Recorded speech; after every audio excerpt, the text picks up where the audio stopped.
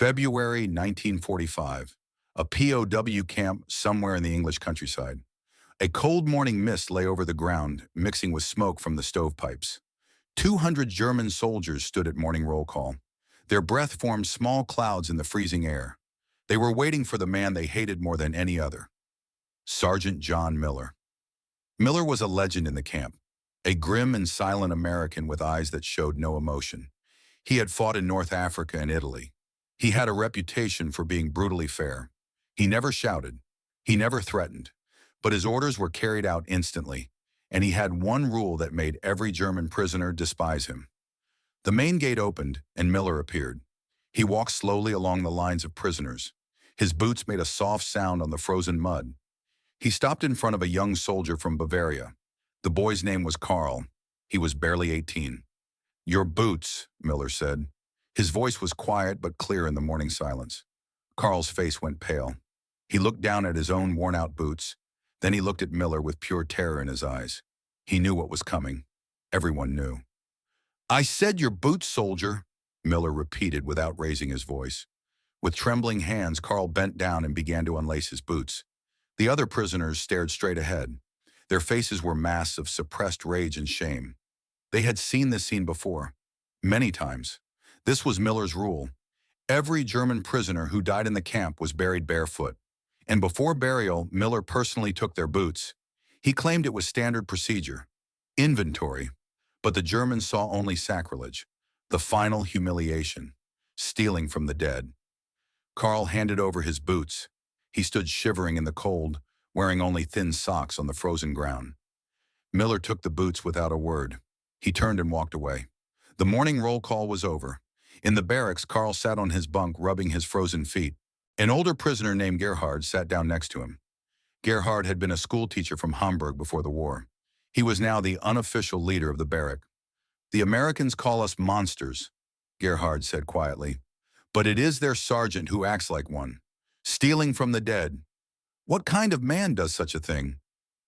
Karl didn't answer. He just stared at the floor. He was thinking about his friend Friedrich. Friedrich had died of pneumonia 2 weeks earlier. Miller had taken his boots too. Friedrich was buried somewhere outside the camp fence, in an unmarked grave, barefoot in the cold English earth. Later that day, Miller was in his office. It was a small, sparse room with a single window overlooking the camp. The boots from the morning were on his desk. He picked one up and turned it over in his hands. It was worn almost through at the sole. He took a small notebook from his drawer and made a careful entry. Then he placed the boots in a wooden crate in the corner. The crate was already half full with other worn-out German boots. Outside the window, Miller could see the prisoners in the exercise yard. They moved in small groups, talking quietly. They always avoided looking in the direction of his office. He knew what they thought of him. He didn't care. He had a job to do. A guard entered and saluted. "The Red Cross shipment is here, Sergeant." Miller nodded. "I'll be right there." He stood up and put on his jacket. As he left the office, he took one last look at the crate of boots. For a moment, his stern expression seemed to soften, but only for a moment. Then he was Sergeant Miller again, the man who stole from the dead. Odlichno, Продолжаем. The Red Cross truck was parked by the main gate. Miller supervised as prisoners unloaded crates of medical supplies and parcels. Among the supplies was a smaller separate box. It was addressed directly to Miller. The prisoners cast suspicious glances at it. They wondered what their American jailer was receiving while they survived on meager rations. That evening in his office, Miller opened the private box. It was filled with children's shoes, small worn shoes that had been carefully repaired. There were also letters in German. Miller took out his notebook and began comparing the shoes to his list. He matched a tiny pair of brown leather shoes with a specific entry in his book. Then he took a pair of worn German army boots from the crate in the corner. He wrapped them in brown paper and placed them in the now empty box from the Red Cross. His movements were methodical and practiced. The next day, the same box left the camp with the Red Cross driver. No one paid it any attention. To the guards, it was just another shipment. To the prisoners, it was invisible. Their hatred for Miller was too consuming to notice such a small detail. Weeks passed. The routine continued. More prisoners fell ill in the harsh winter conditions. Each time Miller would appear, he would take the boots. The crate in his office filled up. Then it would be emptied. and then it would begin to fill again. One morning, an old prisoner named Ernst collapsed during roll call. He had been coughing violently for days. Two prisoners carried him to the infirmary, but it was too late. He died an hour later. Miller arrived as always. The prisoners surrounding Ernst's bunk stood back as he approached. Their eyes were filled with a fresh wave of hatred. Miller looked down at the dead man. For a moment, he just stood there. Then he bent down and removed the boots. As he straightened up, his eyes met those of Gerhard, the schoolteacher. "Is this what victory looks like, Sergeant?" Gerhard asked in careful English. "Stealing shoes from an old man who will never walk again?" Miller did not answer. He simply turned and walked away with the boots. But something in his silence was different. It was heavier. Later, Gerhard could not forget the exchange. He decided to take a risk. He needed to understand. During the next work detail, he volunteered to clean the administration building. This included Miller's office. It was his first time inside. The room was as sparse and orderly as he had imagined. Then he saw it. The crate in the corner was open. Inside were dozens of German military boots. But next to the crate was Miller's open notebook on the desk. Gerhard's heart pounded as he looked toward the door. Then he quickly stepped forward and looked at the notebook. What he saw made no sense. The pages were filled with numbers and codes, but next to each entry was a German name in a city: Hamburg, Cologne, Dresden, Berlin. And next to the names were shoe sizes, but they were not military sizes. They were small sizes, children's sizes. Gerhard heard footsteps approaching. He quickly stepped away from the desk just as Miller entered the office. The sergeant stopped in the doorway. His eyes went from Gerhard to the open notebook on his desk, then back to Gerhard's face. "Get out," Miller said. His voice was dangerously quiet. Gerhard left without a word, but his mind was racing. Children's shoe sizes, German cities, and the constant shipment of boots out of the camp. Pieces of a puzzle were beginning to form in his mind, but the picture they created was impossible. The atmosphere in the camp changed after that. The prisoners watched Miller with new eyes. The blind hatred was still there, but now it was mixed with a terrible curiosity. What did the children's shoe sizes mean? Why did Miller have a list of German cities? The mystery spread through the barracks in whispers. Gerhard shared his discovery with a few men he trusted. Karl, the young soldier, listened with wide eyes. He remembered his friend Friedrich. He remembered Miller taking his boots.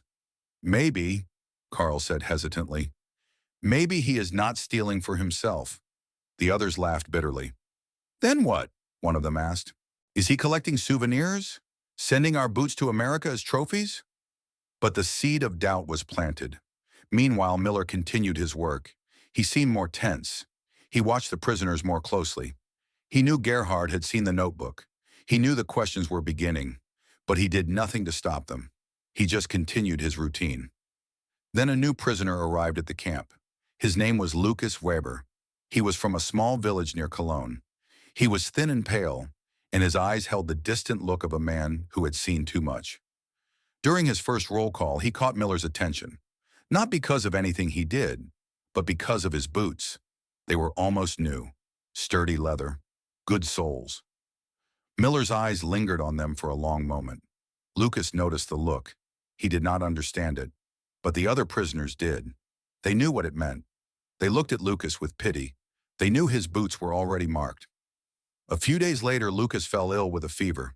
The camp doctor did what he could, but medicine was scarce. Lucas grew weaker. In his delirium, he spoke of home. He spoke of his younger brother and sister. He said their names over and over: Anna and little Tomas. Gerhard sat with him during the night. He listened to the feverish ramblings. He heard about the bombing of Cologne. He heard about the children having no shoes, how they wrapped their feet in rags during the winter.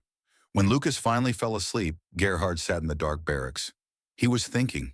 He was thinking about Miller's list, about the children's shoe sizes, about the constant shipments of boots out of the camp. And he was thinking about Lucas's brother and sister who had no shoes. The next morning, Lucas was dead. When Miller arrived, the prisoners did not look away. They watched him. They saw him kneel down beside the body. They saw him remove the almost new boots. But this time they saw something else. They saw the way Miller's hands lingered for a second on the boots. They saw the look in his eyes. It was not greed. It was not hatred. It was something else. something that looked like sorrow. As Miller stood up with the boots, Gerhard stepped forward. "Sergeant," he said. His voice was loud in the silent barrack. "Where do the boots go?" Miller stopped. He turned and looked at Gerhard. The entire barrack was watching. For a long moment, no one spoke. The two men stared at each other. The American sergeant with the armful of stolen boots. The German school teacher demanding an answer. Finally, Miller spoke. His voice was low. "They go where they are needed." Then he turned and walked away, leaving behind a barrack full of men who were no longer sure who their enemy was. Miller's words hung in the air long after he had left the barrack. They go where they are needed. The men turned to Gerhard. Their faces were a mixture of confusion and a fragile, dawning hope. For the next few days, the camp was filled with a tense silence. The prisoners watched Miller's every move. They noticed things they had ignored before.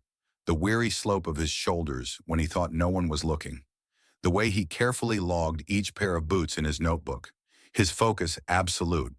It didn't look like the work of a greedy man. It looked like the work of an accountant or a priest. Gerhard knew he had to be sure. He devised a plan. During the next Red Cross shipment, he volunteered for the unloading detail. He kept his eyes on Miller. He saw the sergeant carry the now familiar wooden crate from his office. He saw him speak quietly with the Red Cross driver.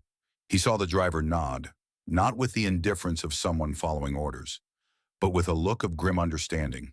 The crate was loaded onto the truck, marked not for any military address, but with the insignia of an international aid organization. Later, Gerhard managed to get close to the driver, a Swiss man named Johann, who was smoking a cigarette by the gate. "The boots," Gerhard began in hesitant English. "Where do they go?" Johann looked at him for a long moment, then took a drag from his cigarette. "To Germany," he said finally, his voice low. "To the children. There are millions who have nothing. No food, no clothes, no shoes." He looked toward Miller's office. "Your sergeant, he writes down the sizes from the dead men's records. He matches them to the requests we get from orphanages and relief camps. He is very precise." The truth hit Gerhard with the force of a physical blow. He stood there stunned. The stolen boots, the notebook, the children's sizes. It was not theft. It was a relay, a chain of mercy stretching from a cold English field to the bombed-out ruins of German cities. Miller wasn't a monster. He was a bridge. That evening, Gerhard gathered the men in his barrack. He told them everything. He saw the disbelief in their eyes, then the slow, painful realization. Karl, the young soldier, began to cry silently. He thought of his friend Friedrich. He thought of Friedrich's boots walking on the feet of some small, hungry child in Hamburg. It was a heartbreaking and beautiful thought. The next morning at roll call, the atmosphere was transformed. When Miller walked down the lines, the prisoners did not stare at the ground with hatred. They stood straighter. As he passed, an older prisoner, a man who had lost 2 sons in the war, gave a slow, almost imperceptible nod. It wasn't a salute. It was something deeper, an acknowledgement. Miller saw it. He stopped for a second, his eyes scanning the faces before him. He saw the change. The hard, bitter wall of hatred was gone. In its place was something complex and unspoken. He did not smile. He did not acknowledge their silent tribute. But as he turned to leave, the men saw him pause and look up at the gray English sky. And for the first time, they saw the weight he had been carrying alone. Spring came to the camp. The frost melted and the first green shoots appeared in the fields beyond the fence. The war in Europe ended. The news brought not wild celebration, but a profound and quiet relief. The gates would open soon. The men would go home. In those final weeks, a strange peace settled over the camp. The prisoners knew the truth about Sergeant Miller now. The story had spread through every barrack. The man they had hated was the same man who had, in his own silent way, tried to save a small piece of their homeland.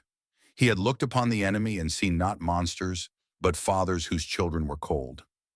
On the day before the camp was to be disbanded, Miller stood in his empty office. The crate was gone. The notebook was closed. His work was done. He heard a soft knock on the doorframe. It was Gerhard. He stood there holding a small, carefully folded piece of paper. "Sergeant," Gerhard said, "the men, we know we cannot thank you. There are no words for what we thought of you, and for what we know now." Miller said nothing. He just watched. We have written down our names, Gerhard continued, placing the paper on the desk, and the names of our hometowns, and the sizes of our children's feet. If, if your work continues, perhaps our boots could also find their way home. Miller looked at the list. Then he looked at Gerhard. The stern mask he had worn for so long seemed to dissolve just for a moment. In his eyes was not victory, nor pride, but a simple, exhausted acknowledgement. It will continue, Miller said quietly. The next morning, the prisoners lined up for the last time. The trucks were waiting to take them away. As Miller walked out to see them off, something remarkable happened. One by one, the German prisoners came forward. They did not salute. They did not bow. Instead, each man placed his pair of army boots neatly on the ground in front of him, a silent pile of leather offered freely. A final gift for the children they had never met, from the fathers who were finally going home to them. Miller stood and watched. He did not stop them. He simply stood and accepted their silent tribute. As the last truck disappeared down the road, Miller was left alone with the pile of boots. He picked up one pair. Then he turned and walked back to his office. He had a new list to make. His work was not over. It had only just begun.